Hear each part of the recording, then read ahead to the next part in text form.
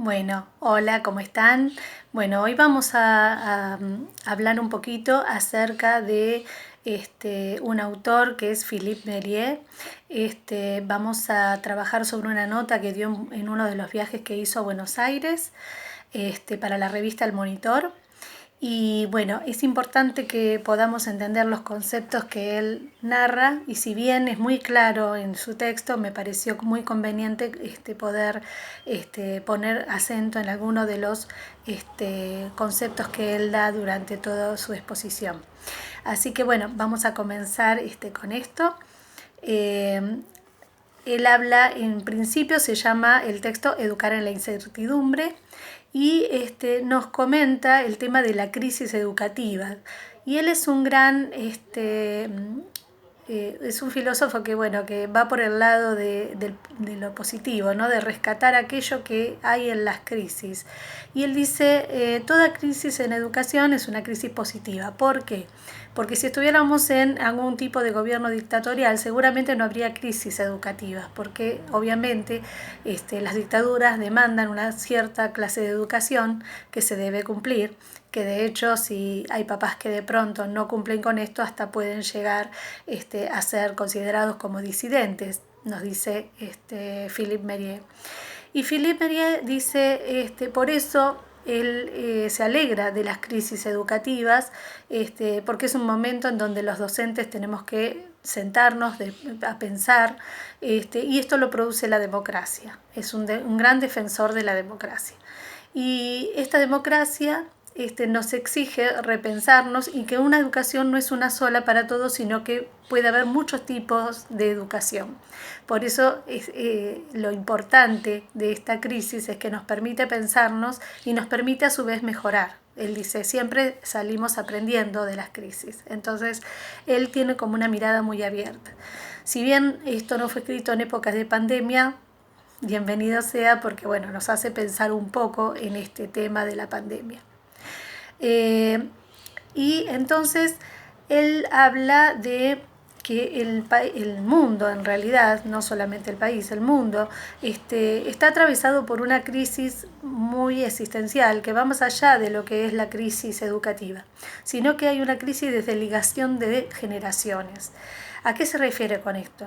Él nos dice, hace más o menos un siglo atrás, los padres y los hijos no tenían tanto desfasaje en lo que es su forma de vivir, su cultura, sus costumbres. Pero él dice, actualmente hay una aceleración tan grande de los tiempos y de los cambios, que de pronto nos estamos viendo que somos padres, pero no sabemos cómo criar a nuestros hijos, porque no hay un reflejo de nuestros padres que nos sirva para eso.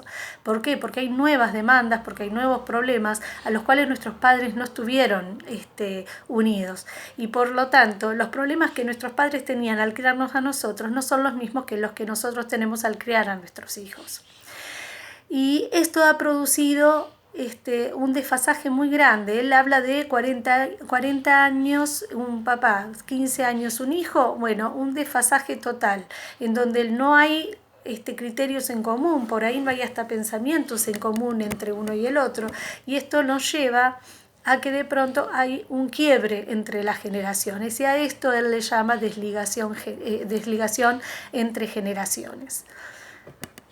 Y él dice, frente a estas situaciones no hay una forma de encontrar soluciones, porque no hay un lugar que pueda brindar estas soluciones, como que son problemas contemporáneos que se van acercando, y que de pronto no estaban presentes en otros tiempos. Entonces, ¿qué hacemos con esta situación, ¿no?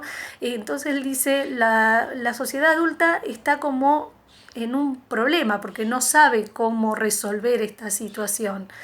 Y de verdad que dice, no solamente la sociedad está con esta situación de quiebra entre generaciones, sino que a esto se le suma el mercantilismo, ¿no? Y el tema del mercado, Ustedes dirán, ¿por qué? ¿Qué tiene que ver una cosa con la otra? Bueno, él en realidad lo une a que nuestros niños son llamados todo el tiempo por el mercado. O sea, ustedes saben que la sociedad de consumo apela directamente hacia el niño, que es el más frágil, el que menos puede decir que no, y que por lo tanto es alguien que está muy al alcance de este mercado.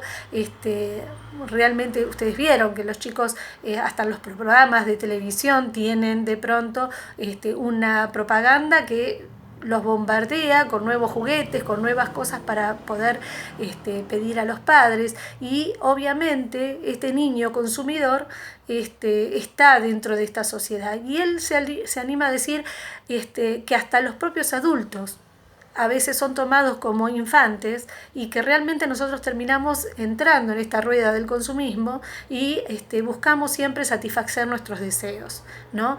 Y entonces dice, ¿cómo no va a querer satisfacer sus deseos un niño?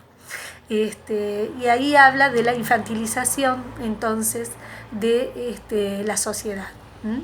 Porque él nos va a hablar de qué sucede con esto. Así es como el motor de la economía, él dice, es un capricho, ¿no? Es esto de todo el tiempo pedir cosas y querer cumplir con nuestros deseos, ¿no? Tanto los niños como los adultos, ¿sí? La nombra a Hannah Arendt, que en realidad ella habla del nacimiento, ¿no? De que todo hombre está en una época de nacimiento, en una etapa de nacimiento, es un ser para el nacimiento. Entonces nos va a decir que ¿por qué dice esto del nacimiento? Porque los niños vienen al mundo y son la continuidad nuestra, ¿no? Entonces todo el tiempo nosotros tenemos el deber de dejarles nuestro reservorio cultural para que los niños, cuando vayan creciendo, puedan a su vez hacer lo mismo con los hijos. O sea, esto es lo que se habla, la reproducción de la cultura, ¿no? De la sociedad. Y él nos va a decir que en esto de todo el tiempo querer hacer lo que nosotros queremos y cumplir nuestros deseos, y de pronto no nuestros deseos en lo que se refiere a lo abstracto, sino nuestro deseo por las cosas materiales. Todo el tiempo estamos frustrados porque todo el tiempo a estos deseos de querer el mejor televisor, de querer tener la mejor casa, de querer tener mejor auto, querer el mejor celular, estamos todo el tiempo frente a distintos tipos de duelo. ¿Por qué? Todo el tiempo estamos adoleciendo de aquello que no podemos tener, ¿no? Y esto lo transmite tanto hacia los niños como hacia nosotros los adultos.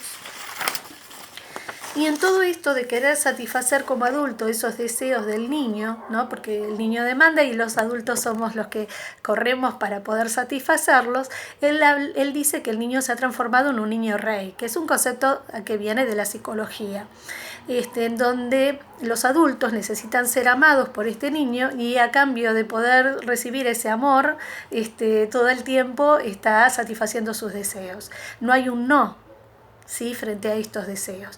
Y él dice, eso es lo que el niño necesita, que es terrible no poder enseñarle a un niño que sus deseos no son órdenes ni tampoco son leyes, que las leyes están por fuera de él, ¿sí? Pero él dice, es tanta la demanda de cariño del adulto que el adulto piensa que si de pronto le dice que no a algo que el niño está demandando, seguramente va a perder su cariño. Y esto es algo que el niño reconoce en los adultos y por lo tanto hace uso de esta flaqueza del adulto, ¿sí? Seguramente ustedes les deben venir muchas imágenes cuando estamos hablando de esto, ¿no? Quien no ha tenido un niño cerca y ha querido satisfacerlo en todos sus deseos en pos de querer ayudarlo y de hacerlo sentir bien, cuando de pronto él dice, es necesaria esta frustración. Y esto hace que haya consecuencias a nivel pedagógica en la clase. ¿Por qué? Porque estos niños que están acostumbrados en su casa a tener un control, a tener una tablet, a tener un celular, en donde ellos eligen qué ver, qué van a hacer, qué jugar, qué escuchar, todo lo manejan con control remoto, dice él, y entonces, bueno, vienen a la escuela y se encuentran con un docente que está tratando de dar una clase, que está llevando a cabo su proceso de enseñanza y que de pronto él no puede pararlo con este control. Entonces está atenido a tener que estar en estas clases y esto hace que el niño se frustre. Y que se frustre y mucho, ¿no? Y esto es con lo que nosotros como docentes tenemos que seguir apoyando, ¿no? Más allá de tener que sentirnos mal, muy por el contrario, de tener que sentirnos mal, tenemos que entender que esta es nuestra tarea. ¿Por qué? Porque al decirle que no y al frustrarlo, le hacemos ver que él no es el centro del mundo, que el mundo está constituido por un montón de seres que tampoco son iguales a él, sino que hay una diversidad, y con esto lo que nosotros les estamos enseñando es la otredad, ¿sí? El otro, la presencia del otro, un otro que le da miedo, dice el autor, que lo pone muy nervioso porque no sabe cómo responder frente a ese otro, y lo importante es que hagamos que el niño pueda salir de su lugar egocéntrico para que pueda comunicarse con el otro, para que lo pueda respetar, para que lo pueda ver con sus diferencias y con sus similitudes. Pero para esto el docente tiene que estar preparado, ¿no? Y sabemos, dice él, que esto a los niños los pone nerviosos, que los pone mal, porque obviamente si viene de una casa en donde él pone sus reglas, él dice cuándo levantarse, cuándo comer, cómo vestirse, qué programa vemos, cuándo charlamos los grandes o cuándo no, porque sabemos que los chicos suelen hacer estas cosas, entonces él dice, este niño en la escuela obviamente se va a frustrar y se tiene que frustrar para poder descubrir que hay un otro. Él al niño lo llama el niño bólido. ¿Por qué? Porque dice que él se para, que viene, que va, que si tiene sed va y toma agua, que si no quiere algo lo dice y pasa del acto directamente sin procesarlo, o sea, del pensamiento pasa al hecho, pasa al acto, ¿no? En ningún momento procesa la idea de, a ver, tengo sed, ¿puedo levantarme a tomar agua? No, ahora está explicando la maestra. Entonces, ellos no tienen esta capacidad porque en su casa seguramente no se la han enseñado, porque seguramente todo esto ha propiciado que él haga y pueda satisfacer sus deseos más básicos sin mediar, sin darse cuenta de pronto de una situación en la que está inmerso. Entonces él dice, este niño bólido que no puede parar, que de pronto satisface sus deseos automáticamente, o sea, tiene ganas de tomar agua, se levanta y va, tiene ganas de ir al baño, va directamente. Se va a encontrar en un lugar en donde para tomar agua tiene que esperar al recreo, o para ir al baño también, o tiene que esperar a que termine la explicación, o lo que está exponiendo la maestra, o lo que está exponiendo un compañero, y es entonces cuando chocan estos mundos, ¿no? Pero es un choque que él considera que es absolutamente necesario. Y acá él se refiere a Freud, ¿sí? Y dice lo siguiente, que me parece que es algo que es tan preciso que lo voy a leer tal cual. Dice, ningún deseo está prohibido, ni aun el deseo de matar. Sabemos desde Freud que aquel que no desea matar a alguien es porque tiene un electrocefalograma chato, que lo que está prohibido no es deseado, sino hacerlo, ¿no? Que lo que está prohibido no es desearlo, sino hacerlo. Uno puede tener ganas de matar a alguien, pero es uno el que no tiene que hacerlo, porque obviamente a través de lo que él va a llamar conciencia, alma o razón, nosotros tamizamos estas ganas, esto de hacer algo que sabemos que no está bien y no lo hacemos. El niño no tiene todavía constituido esta alma, esta razón, esta conciencia. Por eso es que nosotros tenemos que llevarlo a que la pueda crear. Quiero ser muy clara, o sea, este es un ejemplo, ¿no? El tema de la pulsión de muerte. pero en realidad obviamente uno tiene muchas pulsiones como ser humanos. En los que estuvimos viendo psicología sabemos que la pulsión es algo normal y el deseo está presente, pero uno tiene que poder ponerle un coto a esto, ¿no? Poder tamizarlo, como dice él, y poder repensarlo para ver si esto está bien o está mal lo que voy a hacer.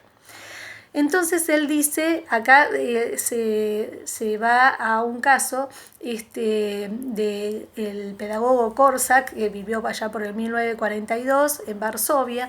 Él estaba en un orfelinato donde los chicos peleaban muchísimo, donde todo el tiempo había peleas físicas. Entonces él dijo, tengo que hacer algo con esto. Entonces dijo, bueno, voy a crear un dispositivo, una caja negra, en donde cuando alguien se pelea con el otro, lo tiene que escribir, ¿no? Entonces tiene que escribir y poner la causa por la que uno quiere pelear. Entonces lo pone en la caja negra, el destinatario va, lo busca, lo lee y lo contesta, ¿sí? Con esta situación, lo que hizo este pedagogo Korczak en realidad fue poder hacer que los chicos recapacitaran acerca de esto que querían hacer, ¿no? O sea, pudieran recapacitar en cuanto a sus propios deseos, ¿no? Para poder decir esto está bien o esto está mal. Y él vio que dándole ese tiempo de reflexión, en donde tenés que escribir, dejar la carta, después viene la otra persona, la lee y la contesta, el niño entonces podía crear este espacio en donde podía repensar esta acción que quería llegar a cabo.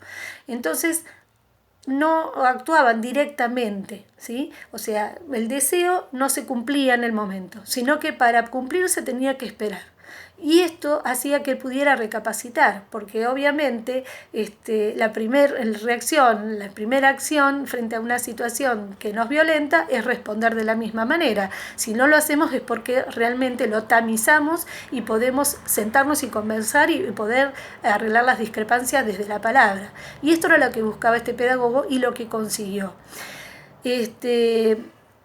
Tal cual, dice acá, y lo voy a leer nuevamente, él lo que dice es que la educación tiene esta obligación, ¿no? De poder hacer esto con los alumnos, y que es una forma de crear la democracia, ¿no? de enseñarlo al niño, pasarlo de ser un ser egocéntrico directamente pasarlo a ser un ciudadano. ¿Por qué? Porque cuando el niño renuncia a este lugar, ¿no? de omnipotencia, entonces puede considerar al otro, y es entonces cuando puede establecer una relación de diferencias con el otro, pero pudiéndolo charlar, pudiendo convivir, pudiendo estar juntos, ¿no? Sin llegar a una violencia. Y él dice que ese es exactamente la función, ¿no? que tenemos los docentes, y que es algo que la modernidad descubrió. Dice, el ciudadano es aquel que renuncia a lo infantil, el que sabe tomarse el tiempo para examinar las consecuencias de sus actos. Hoy en día, en una situación de sociedad tan violenta que vivimos, nos deja esta reflexión, ¿no? En donde tenemos que pensar qué nos está pasando, que no podemos salir de nuestro lugar infantil, de tener un deseo y llevarlo a la acción sin poder pensar, ¿no? Y que nos violenta tanto y que realmente estamos viviendo tiempos tan violentos, que en realidad lo único que hacemos es mantenernos en esta infantilización, ¿sí? Que nosotros tenemos que repensarnos como sociedad qué es lo que está pasando, ¿no? Anticipar las consecuencias de sus actos y examinar más allá del interés individual, el interés colectivo, ¿no? Esto es ser un ciudadano. Nos está faltando, ¿no es cierto?, como sociedad. Realmente él no se hace pensar en esto. Y es una pena. Y la escuela tiene que ser un lugar democrático, en donde uno pueda pensar en el otro y pueda pensar en el bien común, y en donde uno tenga que renunciar a ser el centro, como dice el autor, para que en esa ronda haya un espacio vacío, ¿sí? No haya nadie que lo ocupe ahí adentro, porque si lo ocupamos, entonces estaríamos hablando de una relación egocéntrica. Tenemos que estar por afuera de esto.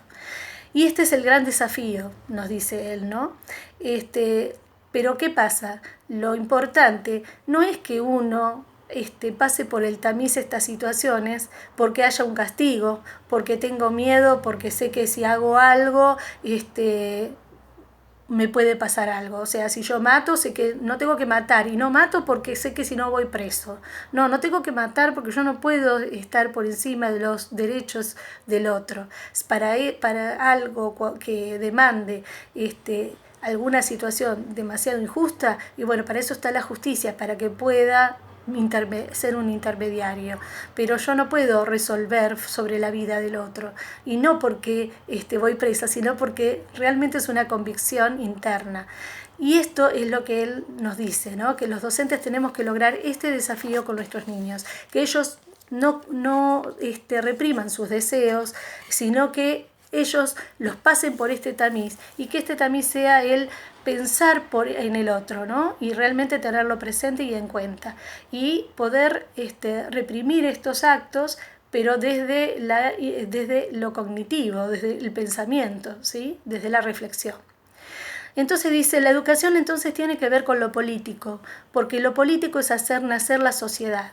Él habla de sociedad y no de comunidad, porque él dice que la sociedad es mucho más grande que la comunidad. Una comunidad tiene cosas en común, la sociedad puede ser que no, y uno tiene que aprender a vivir en esta diversidad, ¿sí? Entonces la escuela es una comunidad, es una sociedad, porque tiene muchas comunidades que conviven.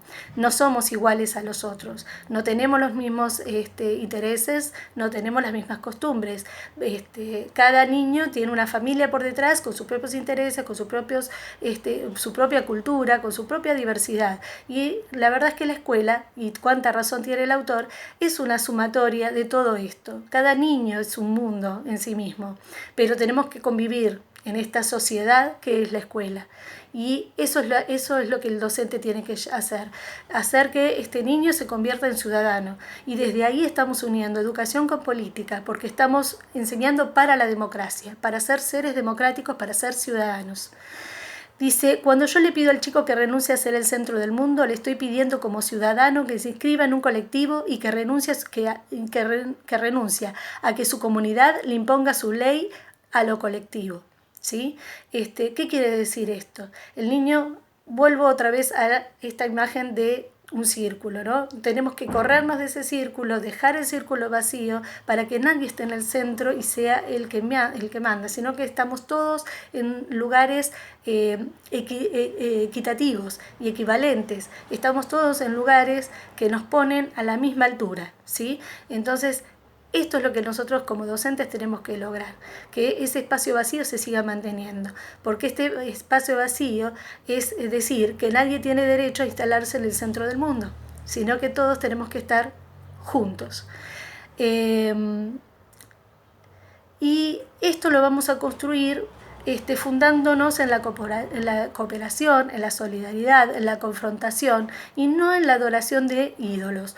Él dice, es la muerte de los dioses. ¿Y a qué se refiere? Y sí, realmente hoy en día nuestros pilares, aquellos pilares que eran de pronto la iglesia o distintas creencias, hoy en día han caído, ¿no es cierto? Ya no están como antes. Y él dice, esto está buenísimo, porque antes no lo hacíamos por temor a un Dios, por temor a una institución, pero hoy lo tenemos que hacer por nosotros mismos, ¿no? Entonces es muy lindo como él cierra este artículo diciendo, el hecho de que el cielo esté vacío quizás quiera decir que ha llegado el tiempo de los hombres, de que hagan su ley y les enseñen a sus hijos que son los hombres los que hacen la ley y que la hacen juntos y no por separado. La verdad es que este es un artículo que cuando lo lean seguramente van a poder reflejarse en muchos aspectos. Creo que habla muy bien del rol político de los docentes, esta construcción del ciudadano, esta construcción de la democracia, saber que estamos trabajando para los niños y que aunque ellos se frustren en la escuela, a veces la escuela es el único lugar que logra sacarlo del lugar de niño rey para llevarlo y hacerlo un niño ciudadano, ¿no? Un niño que pueda valorar la presencia del otro. Bueno, espero que les haya servido. Realmente quería hacer hincapié nuevamente en los puntos más importantes de este texto y bueno, espero les haya servido. Muchas gracias.